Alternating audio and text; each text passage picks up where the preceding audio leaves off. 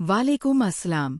मेरा नाम रफ़ीक है और मैं पंजाब के एक छोटे से गांव का रहने वाला हूँ। मैं अपने इलाके की मस्जिद का पेश इमाम हूँ और मेरी उम्र 28 साल है।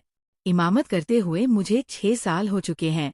2 साल पहले मेरी शादी हुई थी, लेकिन अब तक मेरी कोई औलाद नहीं हुई। मेरी बीवी गुलशन मेरी कज़न थी। मैं अपनी माँ के साथ रहता हूँ। हमारा ताल्लुक खाते पीते घराने से था। हमारे पास काफी जायदाद थी, जो अब्बा ने मरने से पहले अम्मा के नाम कर दी थी। मेरी एक छोटी बहन भी थी, लेकिन वो बहुत पहले फौत हो चुकी थी। अब अम्मा और मैं एक सुकून भरी जिंदगी गुजार रहे थे। अम्मा तो हमारे घर की रौनक थी। मैं उनसे बहुत प्यार करता था, उनकी हर ख्वाहिश पूरी करता। लेकिन जब से मेरी बीवी गुलशन इस घर में आई, सब कुछ बदल गया। गुलशन शुरू में मेरी माँ के साथ बहुत अच्छी थी। शादी से पहले जब भी वो हमारे घर आती, तो अम्मा की खूब खिदमत करती।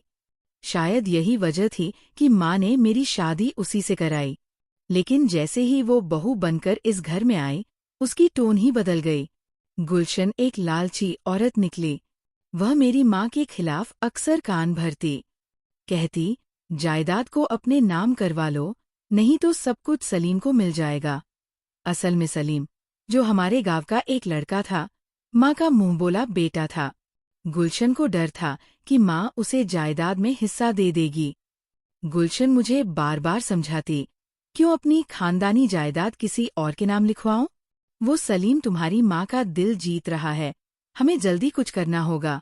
मैं समझाता, अम्मा मेरी माँ है, वह जो चाहे करें। ये सब गलत है। मगर गुलशन नहीं मानी। उसने मुझे इतना उकसाया कि एक रात मैं सोचने पर मजबूर हो गया। मैंने देखा कि अम्मा अब अक्सर सलीम के घर जाती है। कहती, मेरा एक बेटा नहीं, 2 बेटे हैं। ये सुनकर मैं पागल हो गया था। गुलशन के बार बार कहने पर मैं एक दिन झुंझला गया। उसने ऐसा मशवरा दिया, जिसने मुझे अंदर तक हिला दिया। उसने कहा, अम्मा को रास्ते से हटा दो। ये सुनकर मेरे पैरों तले जमीन खिसक गई। कैसे मैं अपनी माँ का गला दबा सकता हूँ? वह मेरी माँ है, मेरी जन्नत है। लेकिन लालच ने मेरी आंखों पर पट्टी बांध दी थी। एक रात जब अम्मा अपने कमरे में सो रही थी, मैं उनके सिरहाने पहुंच गया। वो गहरी नींद में थी। उनके चेहरे पर नूर ही नूर था, लेकिन मेरे इरादे खतरनाक थे। अचानक उन्होंने करवट ली और उनकी आँख खुल गई। उन्होंने मुझे देखा और हैरान होकर उठ बैठीं। रफ़ीक, इस वक्त तुम मेरे कमरे में क्या कर रहे हो? अम्मा ने घबराकर पूछा। मैंने कांपती आवाज में कहा, तुम्हें मरना होगा। तुम्हारी जायदाद मेरी होनी चाहिए। उनकी आंखें खौफ से फैल गईं। क्या कह रहे हो बेटा? उन्होंने चीख कर कहा। इसलिए अम्मा ने कमरे से भागना चाहा, लेकिन वो कामयाब ना हो सकी क्योंकि गुलशन ने बाहर से दरवाजा बंद कर दिया था। मैंने उस रात अपनी सगी माँ का गला दबाकर उसे मार दिया था मरने से पहले। वह मुझे बार बार कहती रही, बेटा, मुझे जायदाद नहीं चाहिए, मेरे हिस्से की जायदाद भी तुम ले लो, लेकिन मुझे मत मारो, तुम्हें खुदा का वास्ता देती हूँ। मैं तुम्हारी माँ हूँ, कुछ तो होश में आओ। लेकिन उसकी आहो फरियाद का मुझ पर जरा भी असर नहीं हुआ था। शैतान पूरी तरह मुझ पर हावी हो चुका था। बिला आखिर मैंने अम्मा को ही मार दिया और रातों रात ही उसकी लाश सहन में दफना दी। उसे दफनाने के बाद मैं सोचने लगा था कि मोहल्ले के लोग और रिश्तेदार जब उसके बारे में सोचेंगे तो क्या जवाब दूंगा।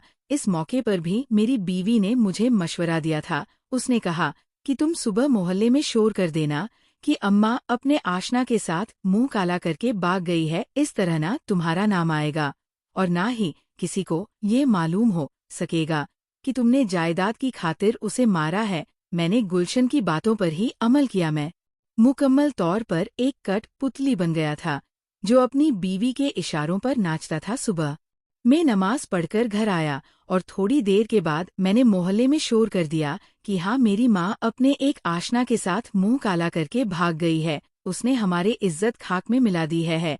जिसने ये सुना वो अफसोस करने के साथ साथ अम्मा को बुरा भला कहने लगे। सलीम और गांव वालों ने अम्मा को ढूंढने की बहुत कोशिश की, मगर अम्मा कहीं ना मिली। वो जिंदा होती तो जरूर मिलती। मैं इतना बेहिस और गठिया इंसान बन गया था कि मैं अपनी माँ को मारने के बाद उस पर बदका के इल्जाम भी लगा रहा था। मुझे तो डूब के मर जाना चाहिए था।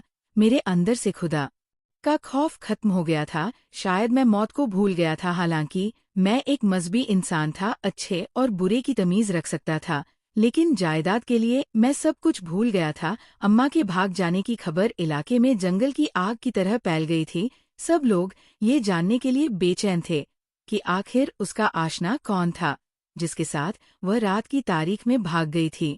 मुझे अम्मा को बदनाम करते हुए जरा भी शर्मिंदगी नहीं हुई थी। मेरा ज़मीर मुर्दा हो चुका था माँ को मारने के बाद।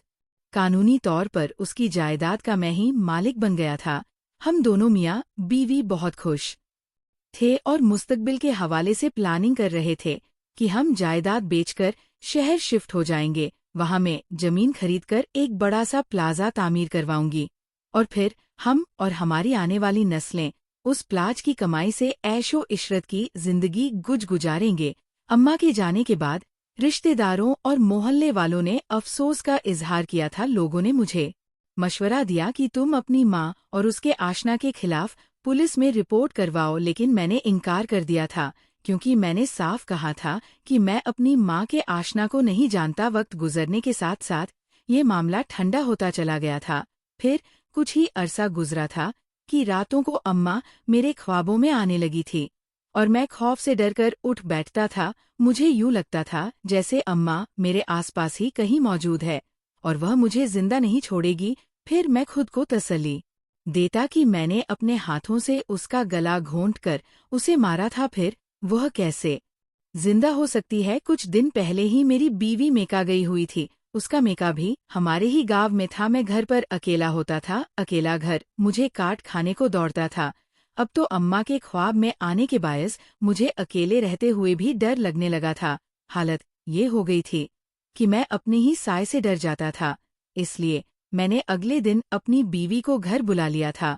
वो शायद ये समझती थी कि मैं उसके बगैर नहीं रह सकता, इसलिए उसे बुलाया था। मैंने उसे ख्वाब के बारे में नहीं बताया था। दिन गुजरने के साथ साथ अम्मा के भाग जाने का मामला आहिस्ता आहिस्ता ठंडा होता जा रहा था। फिर इस बात को 6 महीने गुजर गए। लोग भी इस बात को भूल गए थे, मगर अम्मा हर दूसरे दिन मेरे ख्वाब में आती थी और कहती थी, रफीक बेटा, तुमने मुझे मारकर अच्छा नहीं किया। अल्लाह तुमसे पूछेगा इस दुनिया में भी और आखिरत में भी। आखिरत में भी तुम्हारा गर्बान पकड़ूंगी और पूछूंगी कि मेरा कसूर क्या था जो तुमने नाहक मुझे कत्ल कर दिया। हमारी शादी को 2.5 साल हो गए थे, लेकिन हम औलाद की नेमत से महरूम थे। गुलशन काफी दिनों से अपने मैके जाने की जिद कर रही थी कि मैं अम्मा के साथ शहर जाकर अपना चेकअप करवाना चाहती हूँ। मैंने उसे मेके भेज दिया था और अपने कज़न फलक शेर को घर बुला लिया था। फलक शेर मेरा हम उम्र था और गैर शादीशुदा था। एक दिन मैं इशा की नमाज पढ़ाकर मस्जिद से निकलकर घर की तरफ जा रहा था कि अचानक मुझे एक 70 या 80 साल के बड़े आदमी की आवाज़ सुनाई दी। वह कह रहा था, बेटा मेरी बात तो सुनते जाओ। मैं रुक गया और अंधेरे में देखने की कोशिश की, लेकिन वो बुढ़ा आदमी ठीक से दिखाई ना दिया। वो रोते हुए मुझे कहने लगा, बेटा मेरे घर काफी दिन से एक मैयत पड़ी है। मैंने बहुत से लोगों से कहा है कि उसका जनाजा पढ़ा दो, लेकिन कोई मेरी बात सुनता ही नहीं। सब मजाक समझते हैं। तुम उसका जनाजा पढ़ा दो, लाश खराब हो रही है और बदबू पेल रही है। उस बुढ़े को हमारे गांव वाले आधा पागल कहते थे क्योंकि वह अजीब सी बातें करता था। मैंने उसकी बात को मजाक समझा और खामोशी से घर की तरफ चल दिया। पीछे से वो बुढ़ा आदमी मुझे आवाजें देता रहा, लेकिन मैंने नजरअंदाज कर दिया। मैंने सोचा कि जब दूसरे लोग इसे मजाक समझ रहे हैं तो मैं क्यों तवज्जो दूं? वह मुझसे भी तो मजाक कर रहा होगा। फिर मुझे ये भी ख्याल आया था कि कहीं वह मेरी माँ की रूह ना हो जो उसकी सूरत इख्तियार करके मुझे डराने आती हो। ये सोच कर ही मैं दहल गया था। अब तो ऐसा रोज ही होने लगा था। मैं जब भी इशा की नमाज पढ़ाकर घर की तरफ रवाना होता तो वो बुढ़ा रोते हुए अंधेरे में कहीं चुपकर बैठा होता और हर रोज एक ही बात दोहराता। मैं उसकी शक्ल भी नहीं देखता था। मेरे दिल में खौफ गया था। मुझे उस बुढ़े से भी डर लगने लगा था। गांव में कोई भी मरता तो उसका जनाजा मैं ही पढ़ाता था। मैंने डर के मारे रास्ता ही बदल दिया था। मैं दूसरे रास्ते से घर जाने लगा। कुछ दिन तो मैं सुकून में रहा, लेकिन उस बूढ़े आदमी को मालूम हो गया कि मैंने उसी ही की वजह से अपना रास्ता बदल लिया है। ये छठे दिन की बात थी।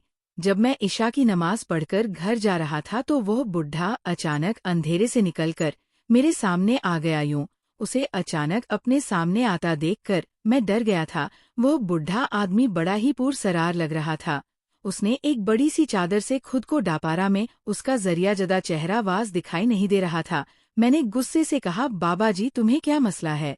मैंने तुम्हारी वजह से रास्ता बदला है और अब तुम दोबारा फिर आ गए हो। मुझसे क्या चाहते हो? वह मेरे आगे हाथ जोड़े और कहने लगा, बेटा मैं तुम्हें खुदा का वास्ता देता हूँ, मेरी बात का यकीन कर लो। मेरी घर में मयत मौजूद है, चलकर उसका जनाजा पढ़ा दो और उसको दफना दो। अल्लाह तुम्हें उसका अजर देगा। मुझे उस बुड्ढे की बात पर यकीन नहीं आ रहा था। मैंने कहा, बाबा जी क्यों झूठ बोल रहे हो? मैं जानता हूँ तुम्हारे घर में कोई मयत मौजूद नहीं है। वैसे भी मैं तुम्हें जानता ही नहीं हूँ। तुम कौन हो और कहाँ रहते हो? मैं झूठ बोलकर उस बुड्ढे से अपनी जान बचा रहा था। मैंने कहा कि तुम किसी और से कहो, वह जनाजा पढ़ा देगा। मेरा ख्याल था कि वो बुढ़ा मेरी बात समझ जाएगा और मेरी जान छोड़ देगा, लेकिन शायद वह उस दिन तैयार करके आया था कि वह मुझे अपने साथ अपने घर लेकर ही जाएगा। उसने मेरी बहुत मन्नतें किए, मेरे सामने हाथ जोड़े। आखिरकार मुझे शर्म और हया आ गई। मैं पहले ही बहुत गुनहगार था, इसलिए मैंने उसके साथ उसके घर जाने पर राजी हो गया था कि मैं मयत का जनाजा तो पढ़ दूंगा, लेकिन वह उसको दफनाने के लिए खुद ही किसी और आदमी से बात करेगा। वह मान गया था और मैं उसके साथ छल पड़ा था। मुझे अपनी बीवी की भी फिक्र हो रही थी, क्योंकि आज उसने आना था और अब तक वो घर आ चुकी होगी। जब मैं घर पर नहीं पहुंच तो वो परेशान होगी। वह आदमी बूढ़ा होने की वजह से आराम आराम से चल रहा था। मैंने रास्ते में पूछा, बाबा जी क्या मयत का कोई वली वारिस नहीं है? क्या तुम्हारा भी कोई रिश्तेदार नहीं है जो उस मयत का जनाजा पढ़ाकर उसे दफना सके? वो कहने लगा, नहीं बेटा, मैं इस गांव में अकेला रहता हूँ, मेरे सारे रिश्तेदार बहुत दूर रहते हैं। मैंने उस बुढ़ी से ये ना पूछा कि वह मयत किसकी है और लोगों ने इस बात पर तबार क्यों नहीं किया, लेकिन तज जरूर था और आखिरकार मैं पूछे बिना रह ना सका। बुढ़े आदमी ने बताया कि तुम जनाजा तो पढ़ लो बेटा, फिर मैं बताऊंगा कि ये मयत किसकी है। थोड़े से सफर के बाद मैं उसके साथ एक घर में पहुंच गया। उसका घर काफी वीरान जगह पर था, उसके आसपास कोई घर नहीं था। मुझे अपनी टांगों पर कपकपाहट महसूस हुई। मेरे दिल और दिमाग में ख्याल उभरा कि कहीं ये बुढ़ा कोई जिन या चुड़ैल तो नहीं जिसने इंसान रूप धारा हुआ है। ये सोच ही ऐसी थी कि मैं डर गया था और मेरा दिल किया कि मैं उल्टे कदमों अपने घर भाग जाऊं, लेकिन मैं चाहकर भी ऐसा ना कर सका। मैं उस बुढ़े के पीछे उसके घर में दाखिल हो गया, मगर घर में लाइट का कोई इंतजाम नहीं था, लेकिन लालटेन की मदम रोशनी कमरे को रोशन कर रही थी। 2 कमरों पर मुश्तमिल छोटा सा घर था। वहां मयत की बदबू फैली हुई थी, जिससे मेरा सांस बंद होता दिखाई दे रहा था। मैंने अपने नाक पर कपड़ा रख लिया।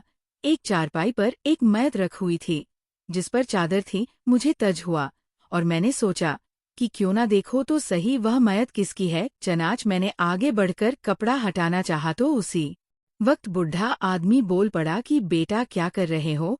ये एक लड़की की लाश है, ना महरम को देखना गुनाह है। मैंने उस बुढ़े आदमी के कहने के बावजूद मयत पर से कपड़ा हटा दिया। जैसे ही मेरी नजर मयत के चेहरे पर पड़ी तो मेरी आंखें कुली की कुली रह गई। ऊपर का सांस ऊपर और नीचे का सांस नीचे रह गया। मुझे यूं महसूस हुआ जैसे मैं पत्थर का बुत बन गया हूँ, क्योंकि वह मयत किसी और की नहीं बल्कि मेरी बीवी गुलशन की थी। गुलशन, मेरे मुंह से उसका नाम नहीं निकला तो उस बुढ़े आदमी ने आगे बढ़कर मुझे देखा और पूछने लगा कि बेटा क्या तुम उस लड़की को जानते हो?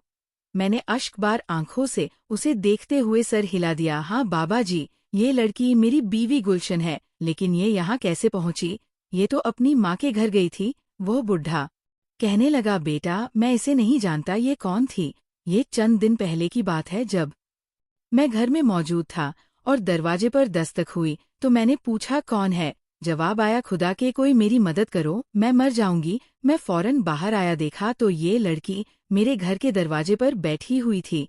इसकी हालत बहुत खराब थी। मैंने पूछा क्या हुआ है तो कहने लगी, मुझे एक सांप ने डस लिया है और मेरी हालत खराब हो रही है, मुझे बचा लो। मैं उसे घर ले आया। मुझे मालूम नहीं था कि सांप का जहर कैसे निकाला जाता है। मैं बहुत परेशान हो गया था। मुझे कुछ समझ नहीं आ रहा था कि मैं क्या करूं। मेरे एक रिश्तेदार था जो बहुत दूर रहता था। वो जोगी था और सांप का जहर निकाल लेता था। मैं उसे बुलाकर ले आया था, लेकिन अफसोस मेरे आने से पहले ही ये लड़की मौत के मुंह में जा चुकी थी। मैंने लोगों से इस लड़की के बारे में पूछा, लेकिन यहाँ पर कोई भी इसे नहीं जानता था।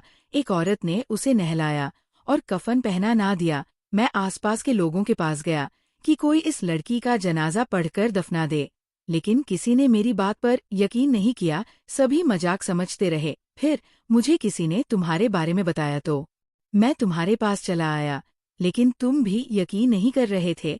तुमने भी मुझे डोंगी समझा था। शायद तुम मुझे कोई जिन या चुड़ैल समझ रहे थे। मैंने तुम्हारे चेहरे पर खौफ देखा था। फिर तंग आकर तुमने रास्ता ही बदल दिया था। मजबूरन मुझे तुम्हारे सामने आना पड़ा। मुझे यूं लग रहा था जैसे उस बुढ़े की आवाज मुझे कुओं से सुनाई दे रही हो। मेरी तो दुनिया ही उजड़ गई थी। इस बात का मुझे इदराक हो चुका था कि ये दुनिया मकाफत अमल है। जो जैसा करता है उसी के साथ वैसा ही होता है। मेरी बीवी गुलशन ने मुझे उकसा कर मेरे हाथों से मेरी माँ को मरवा दिया था। उसने मेरी माँ की जायदाद हासिल करने के बाद मेरे साथ मिलकर कैसे कैसे ख्वाब देखे थे, लेकिन अफसोस के ख्वाबों को पूरा करने से पहले ही वह अपने अंजाम का शिकार हो गई थी। मेरी माँ भी मेरे हाथों सिसक कर और एडिया रगड़ रगड़ कर मरी थी। उसने मुझसे बहुत इल्तिजा की थी कि मैं उसे ना मारूं, लेकिन मुझे उस पर रहम नहीं आया था।